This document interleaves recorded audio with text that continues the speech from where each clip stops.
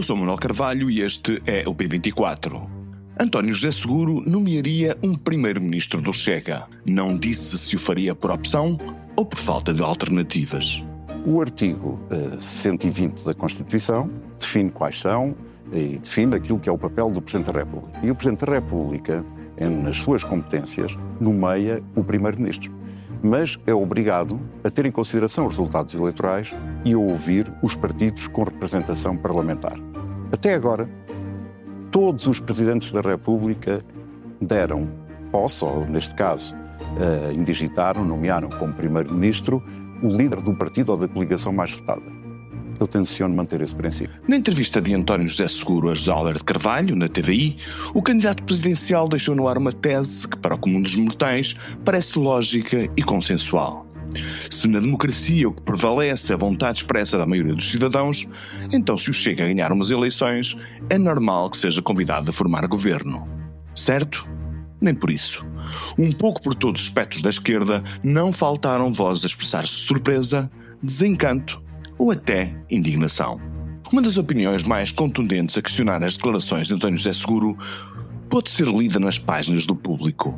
Foi expressa pelo sociólogo, académico e colunista do jornal Pedro Adão e Silva, que recorda um princípio indiscutível. O que a Constituição estabelece é que o Presidente tem discricionariedade para avaliar quem pode formar um governo estável e obter a confiança parlamentar, considerando os resultados eleitorais, mas não estando automaticamente vinculado ao partido mais votado.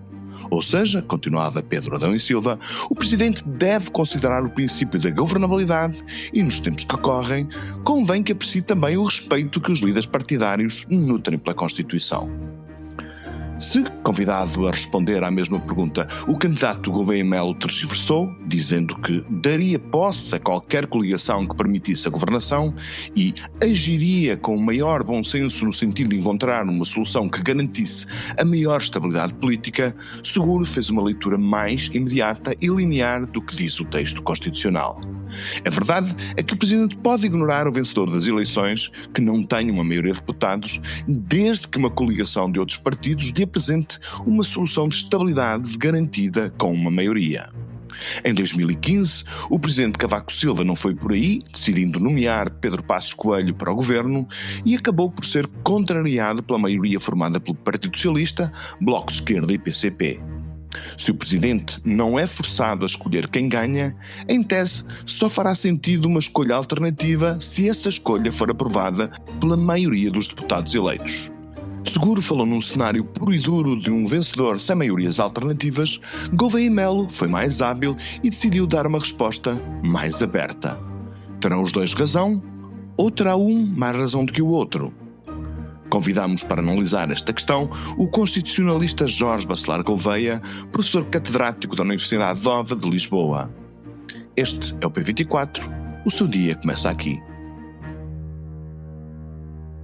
Professor Jorge Bacelar Gouveia, muito obrigado por vir ao P24. Numa entrevista recente, o candidato presidencial António José Seguro respondeu a uma pergunta sobre se daria posse a André Ventura caso ele ganhasse umas eleições, dizendo que sim, porque até agora, e estou a citar remotamente, todos os presidentes da República deram posse ao líder do partido ou coligação mais votada.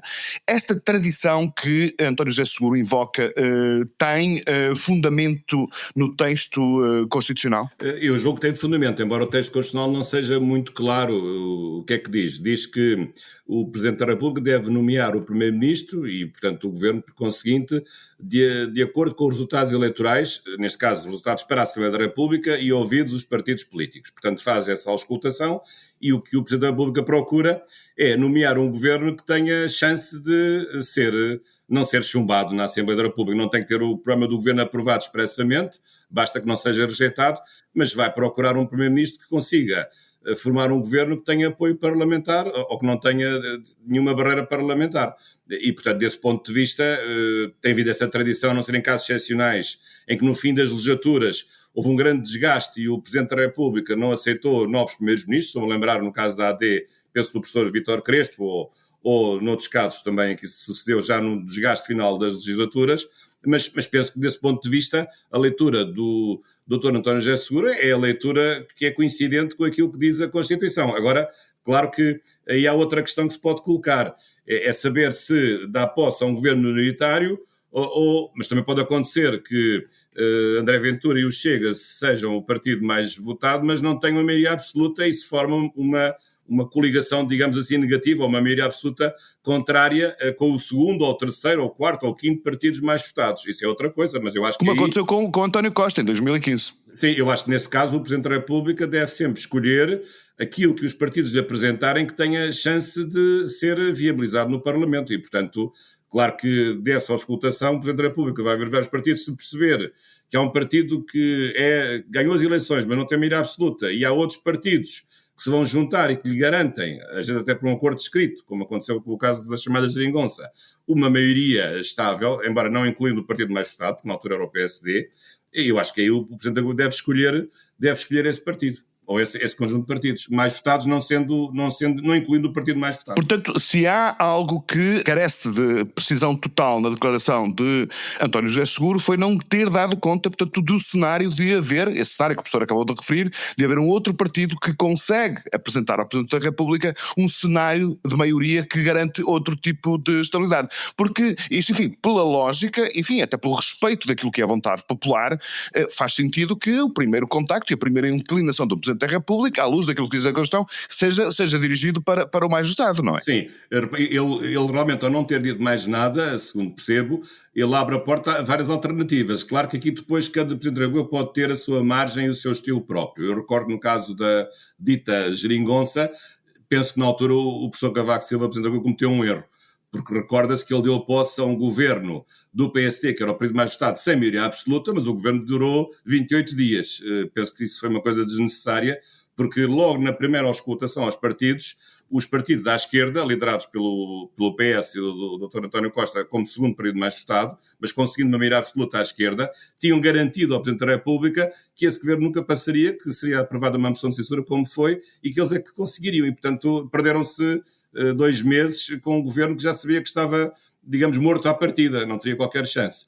Agora, portanto, pode haver esse escrúpulo formalista, mas nesse caso o Dr. José Seguro não se referiu propriamente a isso, mas penso que a posição dele é uma posição mais elástica de aceitar qualquer solução desde que isso garanta a estabilidade da solução governativa. Portanto, esse exemplo que o professor invocou mostra-nos que, de alguma forma, o poder de indicar, portanto, o primeiro-ministro e o líder do governo não é exclusivo em última instância, não cabe ao Presidente da República, porque o Parlamento pode contrariar, como aconteceu nesse caso que citou do professor Cavaco Silva, do Presidente Cavaco Silva, em 2015, em última instância, quem tem a palavra final para dizer quem é o governo, portanto, são as maiorias que se fazem no Parlamento, independentemente daquilo que é a vontade ou a interpretação da realidade política feita pelo Presidente da República, não é? Sim, porque o nosso sistema, que nós sabemos que é semipresencial, é um sistema que vai distribuindo os poderes por 3 órgãos, o Presidente, a Assembleia e o Governo. Mas o nosso sistema é um semipresencialismo, mas que na parte da confiança política do Governo, que não tem que ter a confiança dos 2 órgãos, tem mais a confiança do Parlamento, ou tem de ter mais a confiança do Parlamento do que do Presidente. Também, obviamente, que o Presidente mete a sua colherada e pode, digamos, intervir numa certa margem de discricionariedade e margem de escolha. Mas a principal margem de escolha é do Parlamento, porque o Presidente da República, em relação a o Governo até tem, como diz a Constituição, apenas uma responsabilidade institucional. E em relação à Assembleia, o Governo tem uma coisa diferente, porque a Constituição usa outra palavra, tem responsabilidade política, não tem só responsabilidade institucional. E, portanto, há autores que têm dito que, de facto, há um maior pendor parlamentar do sistema de Governo, porque realmente, perante o Parlamento, o Governo é totalmente responsável politicamente e não tanto perante o Presidente, embora ele tenha alguma margem de manobra do ponto de vista da escolha do Primeiro-Ministro. Mas já agora outra coisa também, mas claro que estamos aqui a falar em cenários que são muito hipotéticos, porque eu também não estou a ver, para isso acontecer, não estou a ver se o Partido Chega a ganhar as eleições, é muito difícil que haja uma maioria à esquerda e tem que incluir o PSD para governar com o PS e com os outros partidos. Acho também isso pouco provável que venha a acontecer, dado neste momento o comportamento político do PSD, que tem feito até acordos e aprovado até leis em conjunto com o Partido Chega. Mas nunca se sabe, na política nunca se sabe. Isso é verdade, isso é verdade. A história tem-nos provado que, de facto, tudo é possível. Mas agora imaginemos o seguinte cenário, em que o Chega, por exemplo, ganha as eleições sem maioria absoluta, mas o próximo presidente decide nomear para primeiro-ministro uma personalidade de um outro partido que também não tem maioria absoluta. O que é que nos diz a letra e o espírito da Constituição sobre estes casos? Bem, o Presidente da República não está obrigado pela Constituição a nomear um Primeiro-Ministro que seja deputado. Isso não é obrigatório. Por exemplo, no caso britânico, os membros do governo têm de ser obrigatoriamente eleitos membros do Parlamento, mas nós não temos esse sistema. Os membros do governo não têm de ser eleitos previamente, não têm que passar por um filtro de ser previamente eleitos como deputados. Isso, em teoria, ele poderia fazer, mas isso é um ato de elevado risco, porque, no fundo, estaria a indicar alguém que não teria qualquer tipo de apoio no Parlamento e nos partidos que foram escolhidos para participar no novo quadro parlamentar. E, portanto, obviamente, se ele fizer isso, vai ter uma vida muito difícil. Aliás, houve alguns casos em que isso sucedeu, chamados governos de iniciativa presidencial. A Constituição não proíbe estritamente isso, embora se diga isso, mas não proíbe formalmente, não proíbe, porque diz esta norma que eu estou a dizer que deve indicar o Primeiro-Ministro de acordo com os resultados eleitorais. Portanto, ao ir buscar um independente, ele pode ser indicado pelos resultados eleitorais no sentido de ser indicado do partido, mas mesmo que o partido não indique, ele pode ser uma pessoa próxima dessa área política, mas portanto não há próprio de uma proibição formal, e depois também se ele o fizer, também não, o ato do Presidente da República não é suscetível de revogação. O que vai acontecer é o Governo prepara o seu programa e vai ser chumbado na Assembleia e vai durar 4 ou 5 meses. Também não vai adiantar muito. Sim, portanto, a questão é apenas essa, se bem eu entendi, porque, enfim, pegando a questão do pronto, sem ir buscar ninguém fora do Parlamento, pegando no líder A, que é o mais do partido mais votado, não indica esse, mas indica o líder do partido B, que é o segundo, imaginemos o segundo partido mais votado, e nenhum deles tendo a maioria, portanto, é uma questão que é, de alguma forma, incompreensível e vai um pouco contra aquilo que é o conceito de democracia, que é a expressão da maioria, não é? Sim, eu julgo que sim, mas não será um ato inconstitucional. Do ponto de vista formal, não se pode dizer que o Presidente da República cometa uma inconstitucionalidade. Eu duvido que se possa dizer isso. Vai a praticar um ato que não vai ter qualquer utilidade e que vai agravar provavelmente a instabilidade. Mas não se pode, esse ato não é sindicável no Tribunal Constitucional. Não se vai dizer que esse ato de nomeação vai ser inconstitucional, porque a Constituição não chega a esse pormenor. Até lhe posso dizer, por exemplo, noutras constituições, até a timorense, graças a um problema que houve aqui há uns anos, a própria Constituição de Timorense, e penso que a cabo-verdiana também, diz o seguinte, diz que o Presidente da República deve nomear o Governo de acordo com a maioria que se formar no Parlamento, mesmo sendo uma maioria composta por vários partidos. Algumas Constituições são mais estritas deste ponto de vista, mas a nossa não diz isso. Diz apenas resultados eleitorais e ouvidos os partidos políticos. Portanto, a margem de manobra é maior, mas obviamente que o Presidente da República também não está interessado em estar a disparar para o alvo e nunca acertar no alvo. E também se vai desgastar politicamente se escolher pessoas que à partida não terão quaisquer condições de ser aprovadas como Primeiros-Ministros e poderem liderar um governo como Primeiros-Ministros. Professor, a questão de fundo que nós estamos aqui a analisar, de alguma forma, é suscitada, portanto, sobre os riscos que a democracia corre a partir do momento em que um partido antissistema pode ganhar as eleições. O que nos leva para uma discussão, na minha opinião, bastante interessante, mas também muito antiga, que é de saber como é que a democracia constitucional, que tem regras, ou seja, leis para determinar como é que o sistema democrático funciona, não tem leis, portanto, que não tem regras muito precisas para evitar que os seus adversários a destruam por dentro. Como é que na filosofia do direito constitucional isto é discutido entre especialistas como o professor? Bem, isso chama-se o paradoxo da democracia, não é? A democracia é o único sistema que pode ser morto por dentro de si próprio. Mas eu acho que esse risco, sinceramente, é muito baixo, se é que ele existe. Porque, repare, independentemente daquilo que se possa dizer do que é o Chega, das suas ideias, das suas iniciativas, e realmente neste momento as sondagens dizem que o Partido Chega está à frente, ou pelo menos o seu líder, ou que seja isso, mas ganhando, a verdade é que o partido será sempre minoritário. E, portanto, um governo minoritário é um governo sempre muito fraco do ponto de vista da sua capacidade política, porque, olha, os seus decretos-leis podem ser todos revogados, pelo Parlamento através do Instituto da Apreciação da não ratificação parlamentar de decretos-leis, por exemplo.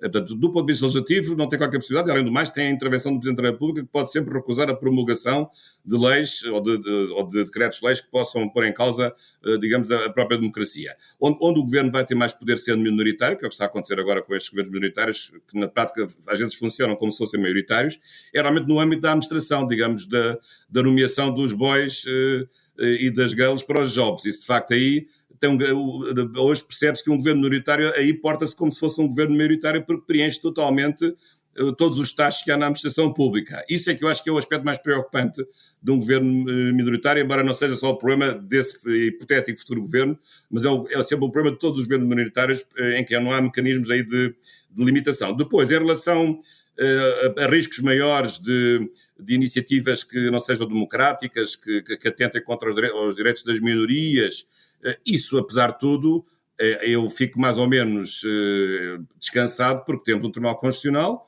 que reflete a diversidade também de mundo de evidências do ponto de vista ideológico, embora os juízes não estejam lá por nenhuma indicação ideológica, e por outro lado há direitos fundamentais, e os direitos fundamentais, ao contrário do que se pensa, são direitos das minorias, porque são direitos que nenhuma maioria pode tirar. E, portanto, eu admito que possa aumentar os casos de conflitualidade ou de dúvida no que respeita à constatação das leis. Não sei agora em concreto quais são as medidas que o Chega na altura tomará, se isso acontecer, mas eu, apesar de tudo, não ficaria muito alarmado, porque esse governo, alarmado, não estou aqui a fazer nenhum juízo de valor sobre se isso é bom ou se isso é mau, mas penso que a democracia vai funcionando, penso que não se justifica. Por outro lado, como sabe, houve uma tentativa que não chegou a consumar-se, mas penso que o Ministério Público chegou a fazer uma investigação, e houve uma queixa formal contra o Partido Chega, no sentido do partido não ser um partido democrático e, portanto, ser declarado distinto por não respeitar o limiar da democracia, e penso que na altura o Ministério Público entendeu que não havia razões para o fazer. Aliás, o partido foi registado e foi validado pelo Tribunal Constitucional do ponto de vista do seu programa. E que eu saiba até hoje, a não ser um problema de natureza formal, essa questão não tem sido colocada em relação aos estatutos e à ideologia do próprio partido. Muito bem. Sr. Professor, muitíssimo obrigado pela sua ajuda em entendermos esta questão. Foi um prazer tê-lo aqui connosco. Até breve. Muito obrigado. É um orgulho enorme reconhecer os seus trabalhos nesta entrega dos prémios do Concurso Nacional de Jornais Escolares 2023-2024. Fazer jornalismo escolar implica pôr as mãos na massa. É o ponto de partida de um caminho com muitos cruzamentos entre o público e as comunidades educativas. Um trajeto que nos aproxima cada vez mais e que nos permite deixar rastros, mentorias, concursos, formações, workshops, visitas de estudo. As portas estão abertas. Sejam bem-vindos. É professor ou professora? Tem filhos em idade escolar? Está preocupado com as ameaças que a desinformação colocam à educação dos mais jovens? O público tem um projeto pensado para os ajudar. A Estratégia Nacional de Educação para a Cidadania, referencial da componente curricular de cidadania para o desenvolvimento, constitui uma das novidades do ano letivo que agora se inicia, e os mídia são um dos 8 referenciais contemplados. Para os ajudar nesta tarefa, a desenhar estratégias, a executar programas ou a definir planos de aula, o Público na Escola, um projeto apoiado pelo Ministério da Educação, pela Fundação Belmiro de Azevedo, pela Fundação La Caixa do BPI e pela Visapress, oferece gratuitamente uma série de recursos para dinamizar jornais escolares e para ajudar os mais jovens a lerem criticamente os mídia. Procure o Público na Escola em público.pt e saiba como a nossa equipa os pode ajudar. O P24 regressa amanhã. Tenha um bom dia e uma boa semana. Para não perder os novos episódios, subscreva este podcast do Público na sua aplicação preferida. Para além deste programa, há mais para descobrir em público.pt/podcasts. O Público fica no ouvido.